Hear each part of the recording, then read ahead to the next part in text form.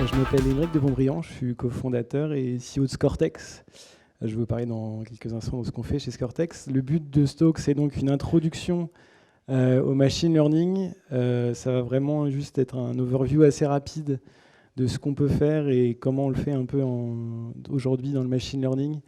Pas mal de points sur le vocabulaire et voilà, il y a le machine learning, c'est vraiment un domaine très très vaste et on ne peut pas tout voir en si peu de temps. Mais je vais vous donner un bon aperçu de ce qui se passe. Donc, chez Scortex, on développe du hardware pour le machine learning. Le but est, on croit beaucoup au ce qu'on appelle au edge computing, qui est ne pas avoir tout le data analytics dans le cloud, mais en ramener une certaine partie de l'intelligence au plus près de la machine pour les nécessités de temps réel ou parce qu'on n'a pas forcément la bande passante pour envoyer ces données dans le cloud pour être analysées. Voilà, donc ce qu'on va voir, comme je vous le disais, c'est un peu qu'est-ce que le machine learning, quand est-ce qu'on l'utilise, comment l'utiliser, et quelques exemples un peu de ce qu'on peut faire avec. Donc un premier exemple de problème auquel on peut être confronté, et que vous voyez tous les jours chez vous, c'est un classificateur de spam. Ça a été une des premières applications. Donc on a nos emails qui arrivent, et il faut dire si c'est un spam ou si c'est un email correct. Et donc, au milieu, il faut mettre un algorithme qui va décider en fonction du contenu de ce mail. Donc, il va y avoir une analyse et il faut trouver un certain nombre de règles qui vont permettre de décider si le mail est ou pas un spam. Donc, la question est comment est-ce qu'on trouve ces règles. Pendant longtemps, il y a eu on a fait les règles à la main. Qui va être selon par exemple la fréquence d'un certain mot, si certains mots-clés comme promotion qui vont faire direct que les mails sont des spams. Ces règles-là, elles ne sont pas forcément viables dans le temps. Elles ne vont pas être valides pour tous les types de spam. Et bien sûr, si un spammeur voit que les types de mails et le vocabulaire qu'il utilise a été bloqué, et que c'est bloqué par des règles écrites à la main, il suffit qu'il change son vocabulaire et le spam n'est plus filtré. Donc l'idée avec le machine learning, c'est de partir des données pour créer un modèle. C'est donner cette capacité donc aux machines d'apprendre à partir de données. Donc, comme je vous disais, le machine learning, c'est partir toujours de la donnée, d'avoir ensuite l'algorithme d'apprentissage, afin de créer un modèle, et par ce modèle, on va lui feeder du data, l'input, afin de faire une prédiction de l'output. Donc la clé est beaucoup dans la donnée, tout part de la donnée. C'est très important d'avoir, surtout dans certains domaines, la donnée peut être très chère. Dans le web, ce n'est pas forcément un problème, mais dans l'industrie, d'aller chercher de la donnée, ça peut être très très coûteux.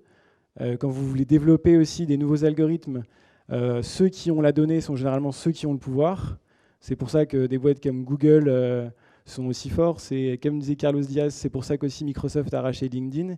On rachète des bases de données parce que c'est comme ça qu'on crée l'intelligence. La qualité de vos données va être très importante et la structuration. Le travail de data scientist et dans le machine learning, c'est quand même beaucoup de temps sur la préparation des données et aussi sur essayer de reconstituer un dataset qui va ressembler à quelque chose.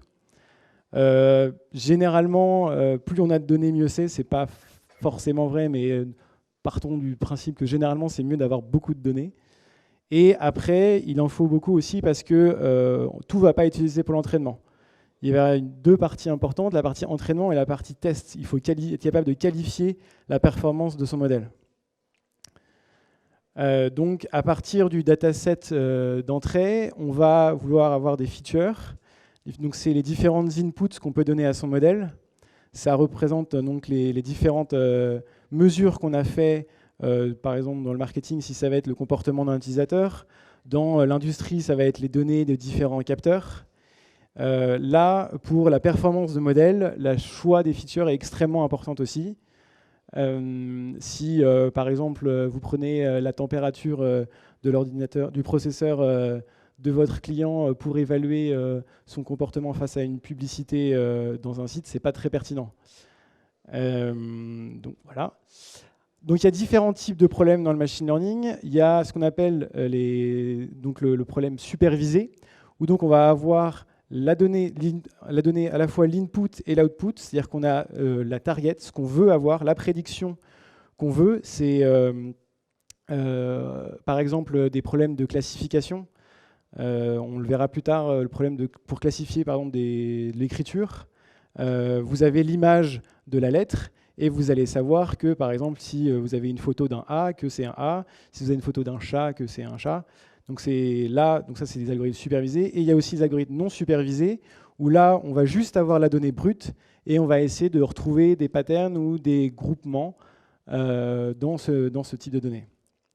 Donc, dans les algorithmes supervisés, il y a deux grands types, qui sont la classification, ce qui est très utilisé par exemple dans l'image.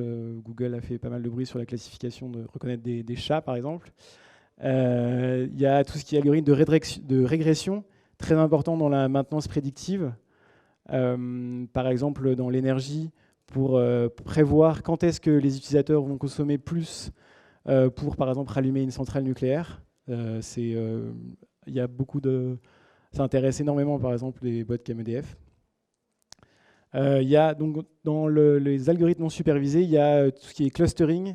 Dans le marketing et dans le web, c'est pas mal utilisé pour regarder le comportement des utilisateurs et des personnes qui vont sur votre site et les catégoriser dans divers groupes pour, par exemple, savoir quand est-ce qu'un certain comportement va être celui d'un utilisateur qui va forcément venir acheter sur votre groupe. Donc il y a aussi les estimations de densité ou les réductions de dimensions. Ça, c'est particulièrement utile pour faire de la visualisation de données. Généralement, visualiser les données, c'est quand même assez important. Par rapport à un gros tableau de données, on aime beaucoup avoir des beaux graphes, et ça parle souvent quand on doit présenter des données. Les outils importants, c'est quelques outils, il y en a énormément. Ça pousse tous les jours, il y a beaucoup de frameworks vraiment, vraiment cool et vraiment intéressants. Et ils se construisent aussi les uns sur les autres. Scikit-learn, ça a été développé à l'INRIA. C'est utilisé dans le monde entier pour aller prototyper rapidement des algos en Python. C'est vraiment super cool et je vous conseille d'aller sur leur site parce que c'est extrêmement bien documenté. Ils ne vous balancent pas simplement une librairie, ils vont aussi vous aider et vous conseiller sur les algos. Ils partent vraiment du début et ils vont sur chaque algo aussi, ils vous conseillent, ils vous disent là où c'est intéressant, ils vous disent les optimisations que vous pouvez faire.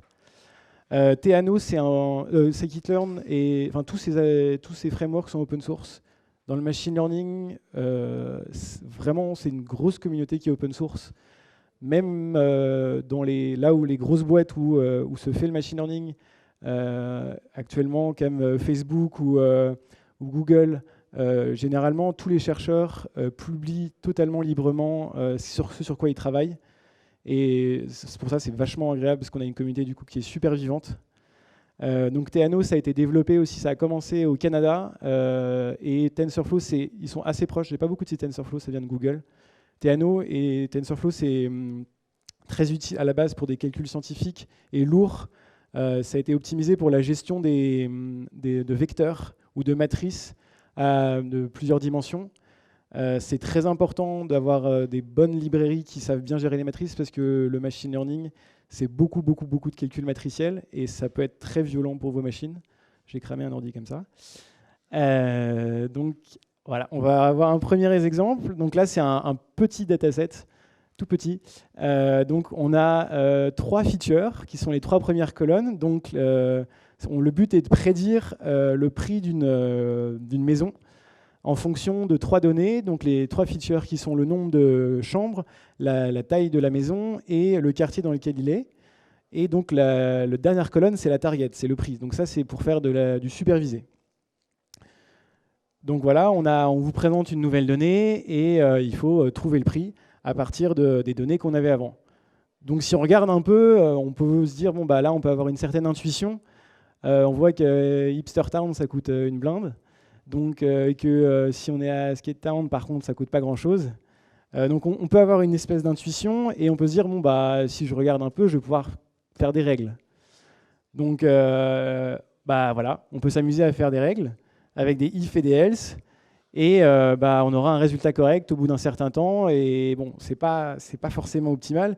Et ça va être très vite faux. Et c'est pas généralisable. Donc l'idée est de trouver quelque chose où on met une fonction, un peu de maths au milieu, et qui va faire quelque chose qui pour trouver la relation entre mes features et ma target, qui est le prix que je veux déterminer. Voilà. J'ai donc mon prix, j'ai des features, je les multiplie par des nombres qui sont sympas, et ça me donne un très bon résultat.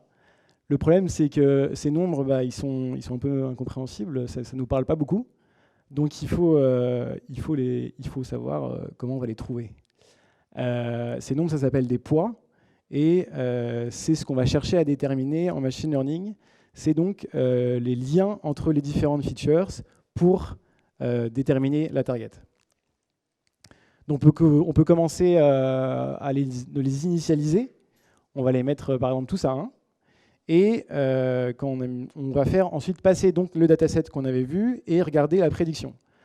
Là, on voit que c'est assez crade, assez faux, et donc on peut faire varier tous ces paramètres, tous les poids qu'on a vus, et on va devoir mesurer l'erreur.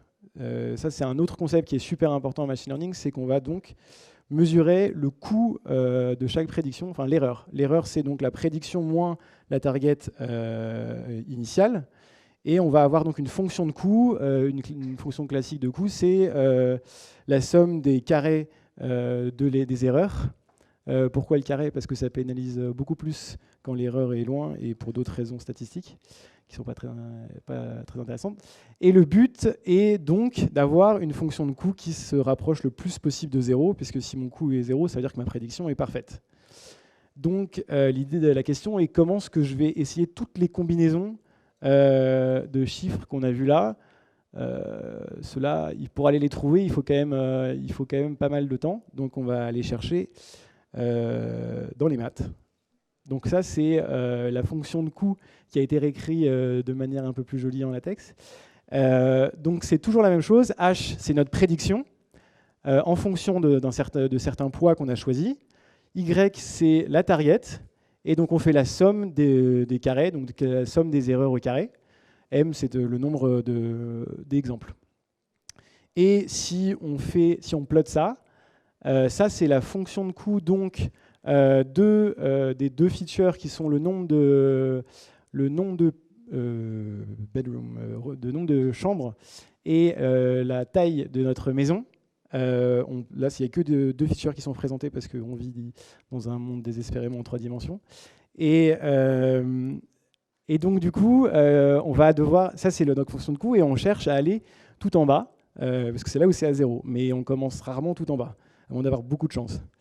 Donc, on commence là et il faut aller tout en bas. Comment est-ce qu'on y va? Nous, on peut voir, on dit c'est là le bas, mais l'ordinateur et l'algo, il ne peut pas faire ça. Donc, il faut qu'il sache comment est-ce qu'il descend. Vous, si vous êtes sur une montagne, pour redescendre, vous allez regarder où est-ce que la pente est la plus grosse, la plus forte. Et c'est ce qu'il faut faire avec l'algo. Si vous vous souvenez un peu au lycée, pour chercher la pente d'une fonction, on fait sa dérivée. Donc on va faire la dérivée tout autour et on va aller regarder où est-ce que ça descend pour aller vers le minimum. Là, c'est la fonction de coût vue du dessus, le centre étant là où c'est égal à 0. Donc un des algos d'optimisation principal, c'est le gradient descent. On va donc prendre nos poids, qui étaient donc les valeurs qu'on avait tout à l'heure, et chercher à les faire varier en fonction de notre fonction de coût. Et donc, on va avoir un learning rate, qui est donc la vitesse à laquelle on va descendre vers la minimisation de notre fonction de coût. Ça, c'était donc un exemple de régression linéaire. L'idée est donc d'avoir une fonction linéaire en fonction de nos 3 paramètres, qui étaient le nombre de chambres, la taille de la maison et le quartier, et qui donne donc une prédiction du prix de la maison. Un autre exemple, c'est donc je vais y arriver. Donc prédire, faire de la classification d'écriture. C'est un problème qui est assez vieux, qui a été, c'est grâce à la Poste américaine qu'on a commencé à vraiment travailler dessus. Ça, c'est un dataset qui est open source et qui est un peu le Hello World pour le machine learning, enfin surtout en réseau de neurones dont on va parler tout de suite, qui a été fait par Yann Lequin, qui est un des grands pontes du machine learning, qui maintenant bosse qui est au Facebook Research Lab en intelligence artificielle. Donc, on va chercher à classifier ces différentes images. Imaginez donc qu'on a une petite image avec ce nombre. Comment est-ce qu'on va savoir que c'est un 9, un 8, un 7? Il faut donc le faire rentrer. Donc là, notre input, ça va être l'image, les différents pixels. Le nombre d'inputs étant égal au nombre de pixels de l'image. Et là, on va utiliser des algos qui sont assez à la mode en ce moment, qui sont les réseaux de neurones. Donc le réseau de neurones, à la base, il y a l'élément, la brique principale, donc c'est un neurone. C'est une fonction donc, avec un certain nombre d'entrées. Ces entrées sont pondérées par des poids, qui se rappellent au poids de tout à l'heure. Et ces poids passent donc, une fois la somme pondérée, on passe par une fonction d'activation et il va y avoir une sortie. Ensuite, on va donc faire des réseaux avec ces neurones où on va donc chercher. Donc ça fait des algorithmes qui sont assez rapidement assez complexes. L'idée est donc là, on va faire comme tout à l'heure, venir présenter l'input. Donc on va venir présenter une image. On va la faire passer dans notre réseau de neurones et on va regarder la prédiction au bout que nous donne notre algorithme. Et là aussi, au début, on va avoir une erreur très forte.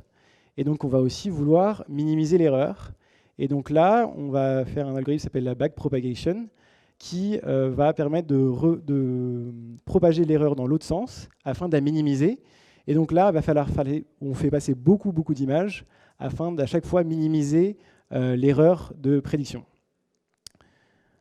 Et donc, on parle beaucoup de réseaux de neurones en ce moment, surtout de deep learning. C'est un peu à cause d'eux. Les réseaux convolutionnels, c'est des réseaux qui sont très puissants, surtout dans ce qui est la vision et la classification d'images. C'est utilisé par Google dans YouTube, dans leur recherche d'images. Facebook aussi l'utilise aussi pour vous taguer. Quand ils reconnaissent vos visages dans les images que vous uploadez sur Facebook, c'est aussi à cause de réseaux convolutionnels, entre autres. Pourquoi est-ce qu'ils sont si puissants? Parce que donc il y a beaucoup de couches. C'est pour ça qu'on parle de deep learning. C'est parce qu'il va y avoir énormément de couches de réseaux de neurones. Et donc en plus, leur spécificité, c'est qu'ils ont ce qu'on appelle des noyaux de convolution, qui vont être des espèces de filtres qui vont venir extraire des features de l'image. Et la puissance de ce type d'algorithme, c'est que les features sont aussi apprises.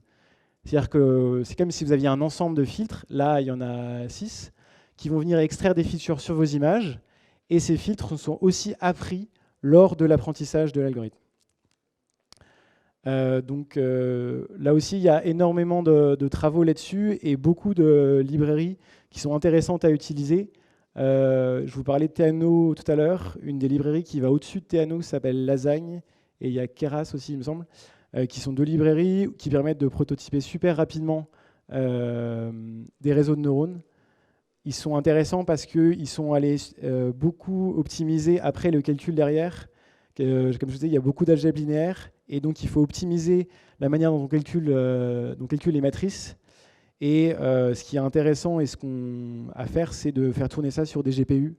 C'est pour ça que ces librairies sont très utiles, c'est qu'elles sont optimisées pour faire tourner vos algos sur des GPU. Et quand vous avez beaucoup d'images comme ça, l'état de l'art actuel des réseaux convolutionnels, c'est à peu près 130 millions de paramètres à optimiser. Et il faut un paquet d'images aussi, donc ça nécessite une assez grosse infrastructure pour faire tourner ça. Clairement, les GPU aident beaucoup là-dedans.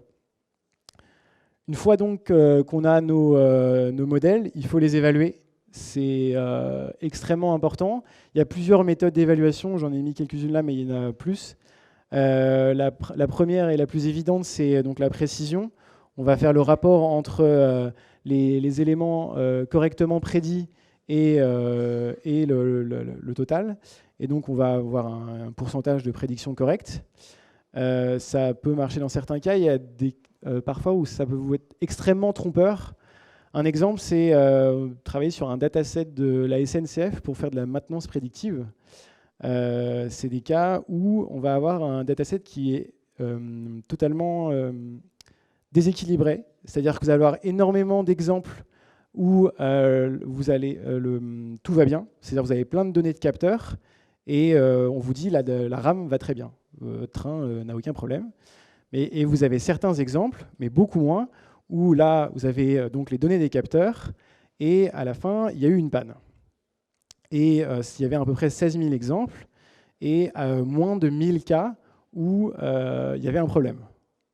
Du coup, si vous faites tourner votre algo et vous calculez la précision de vos prédictions, vu le déséquilibre du dataset, où il y a 95% du temps où ça va très bien, bah, votre précision, elle peut, même si votre algo est assez pourri, clairement, elle va vite être aussi de 95%. Donc vous allez arriver devant la SNCF, vous allez dire super, j'ai une prédiction de 95%, je suis capable de vous dire que tout va bien 95% du temps.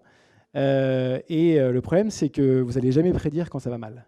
Parce que votre algo, vu que c'est déséquilibré, il n'a pas du tout pris en compte les faux négatifs, ou oui, un des deux, les faux positifs ou les faux négatifs.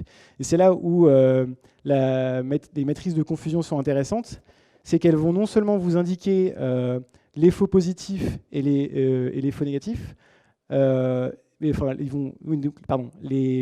vrais positifs et les vrais négatifs, donc c'est ce que vous voulez, c'est les deux que vous voulez maximiser, et l'autre diagonale, c'est ce que vous voulez minimiser. Et en l'occurrence, sur ce dataset, si vous n'aviez pas pris en compte que ce dataset était complètement déséquilibré, vous alliez avoir énormément de faux négatifs. Et vous alliez rater complètement le fait que parfois, il y a donc des pannes à la SNCF. On en vient à la généralisation d'un modèle. Souvent, le problème, c'est qu'on fait passer nos données donc, dans un modèle et le modèle va être très bon sur ce dataset donné. Il y a plein de manières d'éviter ça. Une des premières manières qui est un peu directe, c'est d'avoir beaucoup de données. Ce n'est pas toujours possible. Après, il y a d'autres méthodes un peu plus poussées, comme la régularisation, la cross-validation, où là, on va vraiment faire attention pendant l'apprentissage à ce qui se passe dans notre modèle. Et donc, effectivement, le modèle qu'on peut avoir ne peut pas être meilleur que les données et la manière dont on l'a donné à nos données. Le choix des features est vraiment extrêmement important. Donc, le machine learning, c'est partout et ça ne fait que continuer. On est en train de voir qu'on connecte tous nos objets et qu'on génère de la donnée avec tous nos objets, surtout par exemple avec vos trackers de sport ou même un iPhone. Dans le domaine industriel aussi, on est en train de connecter toutes les machines. Et aussi, je vous ai parlé tout à l'heure de EDF qui veut faire de la prédiction pour la gestion de son réseau. Le machine learning aussi, c'est vos bots pour permettre d'avoir quelque chose qui comprend quand vous parlez normalement. Par exemple, Siri, il y a du machine learning derrière. Dans le marketing, ou dans l'advertising, il y a Criteo qui est un bel exemple de ce qu'on peut faire de très puissant en machine learning.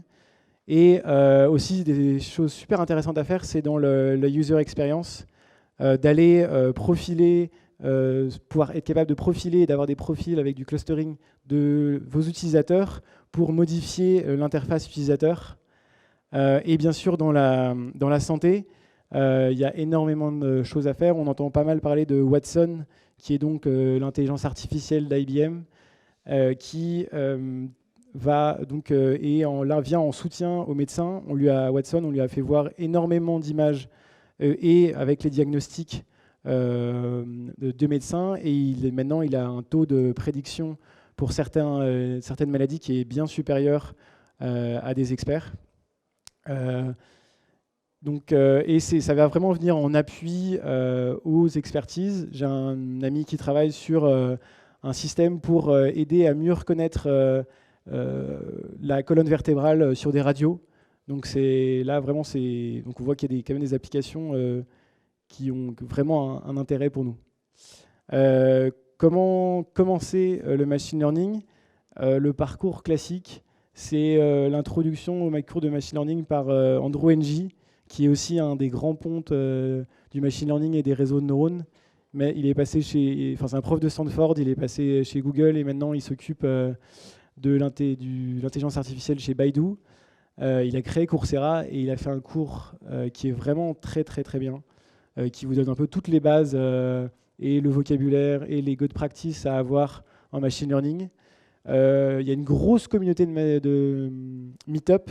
Je sais qu'il y en a une à Nantes qui a besoin de grossir et j'espère que vous irez. Il y en a une très très grosse à Paris. On est plus de presque 4000 à participer au meet-up, enfin, dans la communauté meet-up, et c'est souvent 200-300 personnes qui viennent et qui échangent à tous les niveaux. Il y a des experts qui viennent présenter les derniers algos. Il y a aussi des 101. On voit pas mal de cas intéressants d'application.